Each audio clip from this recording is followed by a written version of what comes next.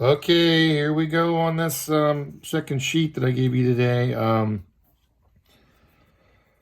This one is going to be using actual numbers to predict bond type.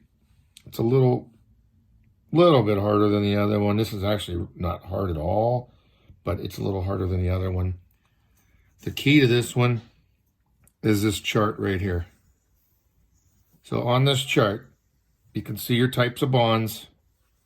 Ionic being your strongest, polar covalent, it's a sharing, but there's one that kind of hogs the electrons, and then non-polar covalent would be like any of the H Bromcliffs where you're hooking an H to an H, or O to an O, or like Cl2. It's equal share, and it's really weak. So up here, here's our electronegativity values, 4 all the way to 0. And you can see I wrote in here 0.2, 1.5.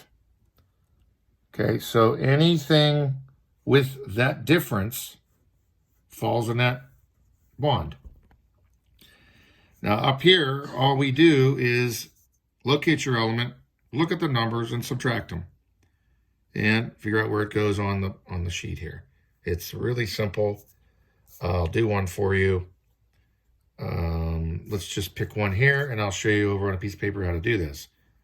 So chlorine and bromine. Let's do this one right here.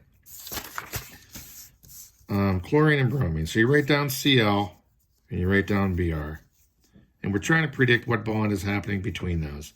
Now those are all located, over in this region.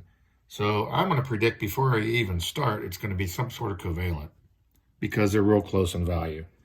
But we're going to use the real numbers now. So Cl is on over here. Here it is, a value of 3.0.